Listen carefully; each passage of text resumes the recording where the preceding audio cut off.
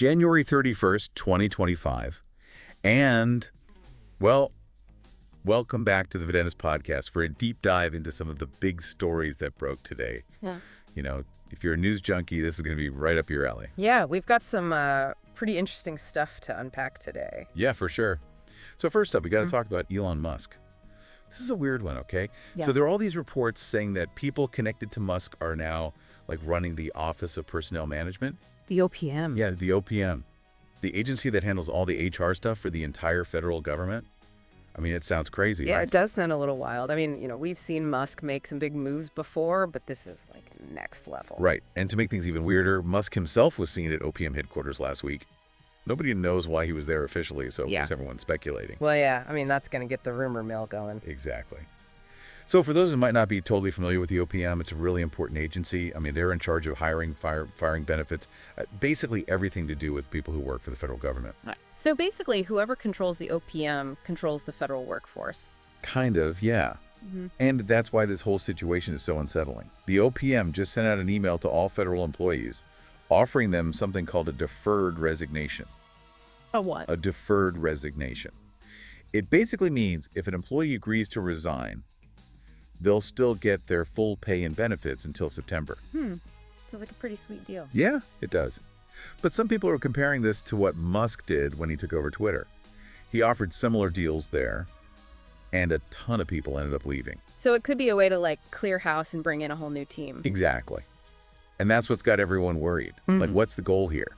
Is it really about making the government more efficient or something else going on? Right. Like, are they trying to push out people who don't agree with a certain agenda? That's one theory. And then there's the financial side of things, too. We're talking about millions of federal employees. If a lot of them take this deal, it's going to have a massive impact on the budget. Yeah. And who controls that budget? Congress. Okay, so this could be a way to gain leverage over Congress. Potentially. It's definitely something to keep an eye on. For sure. So let's talk about some of the key players in all of this. There's Charles Ezell, the acting director of the OPM.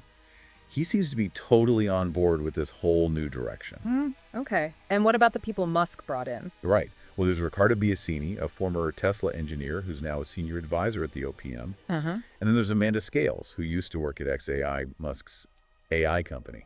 She's now the chief of staff at the OPM.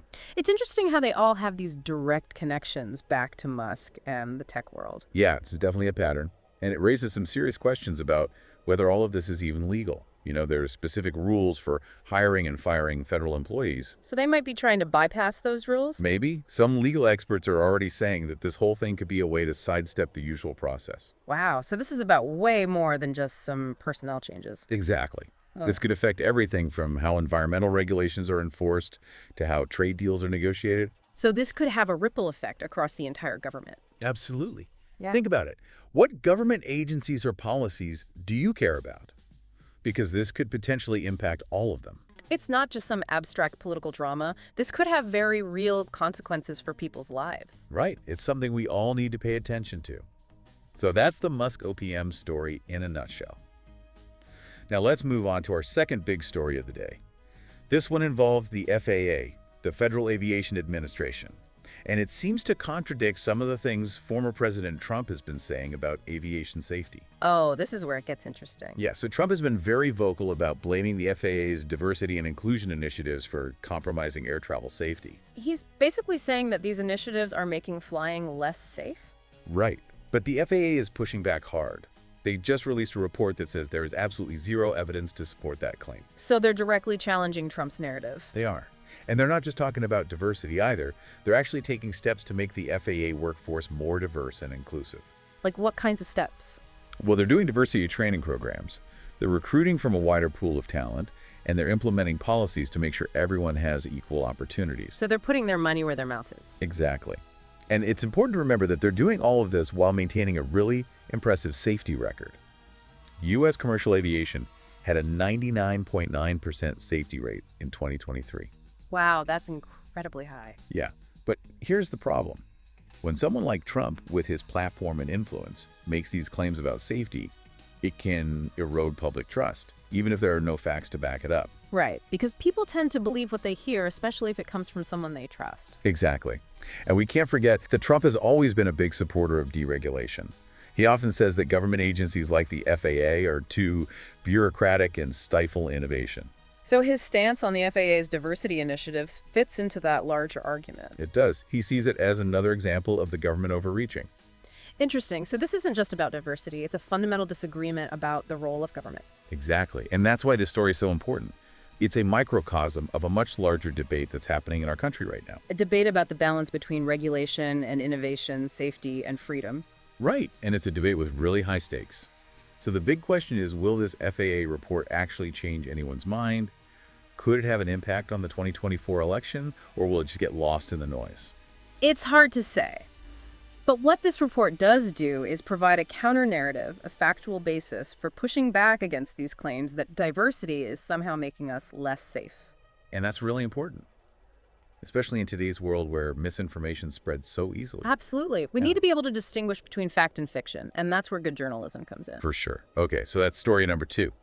Now, for our third and final story today, we're going right to the heart of American politics. There's a petition circulating calling for Trump's impeachment, and it's gaining a lot of traction. Impeachment. Yeah. Seriously. Yeah, seriously.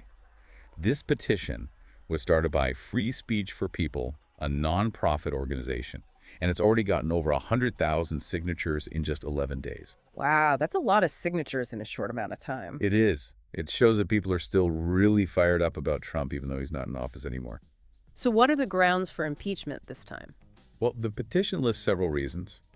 They say Trump violated the Emoluments Clause, which basically means he accepted gifts from foreign governments. They also cite his pardoning of the January 6th insurrectionists and what they call unlawful and corrupt campaign practices. That's a pretty serious list of accusations. It is, and this isn't the first time people have talked about impeaching Trump. Remember, he was actually impeached twice by the House of Representatives when he was president. Right, but he was acquitted by the Senate both times. Exactly, and it's important to remember that right now the Republicans control Congress. So even if this petition gets millions of signatures, it's unlikely that they would actually start impeachment proceedings. So what's the point of the petition then? Well, even if it doesn't lead to an actual impeachment, it can still have an impact. It's raising awareness, it's putting pressure on Congress to at least investigate these claims, and it's adding another layer of complexity to the 2024 election. It's a reminder that Trump and everything he represents is still a major force in American politics. Absolutely. And it's also a reminder of how divided our country still is. That's for sure. So is this petition just a sign of things to come, or will it eventually fizzle out? It's hard to say, but it's definitely something worth watching. You know what's really fascinating about these three stories is how they're all connected in a way. They're all about power, accountability, and the future of our democracy. You're right. They all touch on these big themes that are shaping our world right now. And that's what makes this deep dive so important. We're not just reporting the news, we're trying to help people understand the bigger picture. Exactly. We want our listeners to be informed and engaged citizens. Because at the end of the day, it's not enough to just be aware of what's happening. We need to understand why it's happening and what we can do about it. I couldn't agree more. So what are your thoughts so far? What's standing out to you from these three stories? Well, to be honest, I'm a little unnerved by the whole Musk OPM situation. It just feels like something's not quite right there. I hear you. It's definitely a story that raises more questions than answers. And that's exactly why we need to keep digging and keep asking those questions. Agreed. So what's next on our deep dive agenda? We've got a lot more ground to cover. We need to take a closer look at the implications of these stories and explore some potential scenarios for how they might play out. Sounds like we've got our work cut out for us. We do, but that's what we're here for. We're here to provide our listeners with the information they need to make sense of this crazy world. And hopefully inspire them to take action and make a difference. Absolutely. Yeah, it really highlights this trend we've been seeing, for a while now, like this blurring of the lines between tech and government. Yeah, like it's not just about tech companies lobbying the government anymore. It's like they're becoming the government. Exactly. And think about it. We've got tech CEOs being appointed to government positions, tech companies winning these massive government contracts, and tech solutions being proposed for like every problem under the sun. And now we've got this situation with Musk and the OPM. It's like a tech takeover. It really is. And the thing is, it's not just about who's in charge. It's about how they think. The tech world has this whole move fast and break things mentality. Yeah, and that can be great for innovation, but it doesn't always work so well when you're dealing with people's lives. Right. Like when you're talking about the federal workforce, you're talking about millions of people, their jobs, their families, their livelihoods. Exactly. It's not something you want to just experiment with. And it raises these huge questions about accountability. Like, if something goes wrong, who's responsible? Is it the government or is it the tech companies that are basically calling the shots? It's a tough one. Because on the one hand, you don't want to stifle innovation. But on the other hand, you need to have some safeguards in place. You need transparency, and you need to make sure the public interest is being protected. Absolutely. Yeah. And that's where journalism comes in. We need to be asking the tough questions, holding those in power accountable, and making sure the public has the information they need. That's a big responsibility. It is, but it's one we take very seriously. And it's something that people really value. They're looking for in-depth analysis, context, insights that they're not getting from the mainstream media. Exactly. And that's what we're trying to do here with this deep dive format. Yeah. We're not just reporting the facts. We're trying to make connections and help people understand the bigger picture. Because at the end of the day, it's not just about knowing what's happening. It's about understanding why it's happening and what it all means. Right. It's about connecting the dots and seeing how all these different events and trends are shaping our world. And hopefully inspiring people to get involved and make a difference. Speaking of making a difference, I think the FAA report we talked about earlier is a really good example of how evidence-based policy making can work. Oh, absolutely. It's so important these days, especially with all the misinformation and disinformation that's out there. Yeah, it can be really hard to know what to believe sometimes. Everyone's got their own agenda and their own spin on things. Right. And it's easy to get caught up in all the rhetoric and the emotional appeals. But we need to demand more from our leaders. Yeah. We need to demand that they make decisions based on facts and data and evidence. That's exactly what the FAA did with this report. They didn't just dismiss Trump's claims, they actually went through the trouble of debunking them. And they laid out their methodology, they presented the data, they made a really strong case. That's the kind of rigor we need to see in all areas of policy making. Absolutely. It's not enough to just say something. You need to be able to back it up with facts. And you need to be willing to have your ideas challenged and scrutinized. Exactly. And you know what else I think is really important? We need to hold our elected officials accountable, not just for their actions, but for their reasoning. Like, we need to be asking them, why are you doing this? And what evidence do you have to support your decision? Right. And if they can't answer those questions in a clear and convincing way, then we need to hold them to account. It's about transparency, and it's about making sure that decisions are being made in the best interests of the people. And that ties in with the impeachment petition we talked about earlier. Right, because even though it's unlikely to lead to an actual impeachment, it shows that people are paying attention. They're holding Trump accountable for his actions, and they're demanding answers. And it's a reminder that even though he's not in office anymore, his legacy and his actions still have consequences. Absolutely. Yeah. It's a reminder that we can't just sweep things under the rug and pretend they didn't happen. We need to learn from our mistakes and hold people accountable. And that's something that's really important to me personally. I want to make sure that we're doing everything we can to protect our democracy and ensure that justice is served. I agree. It's something we should all be concerned about. It is. And it's something we'll continue to explore in our deep dives going forward. For sure. Because the fight for democracy is never truly over. And it's a fight that we all need to be a part of. Yeah, it's a powerful reminder that even when things get messy, democracy can still find a way. It's funny because we often think of democracy as this perfect system, but it's not. It's messy, it's chaotic, it's constantly evolving. That's true. It's not always pretty.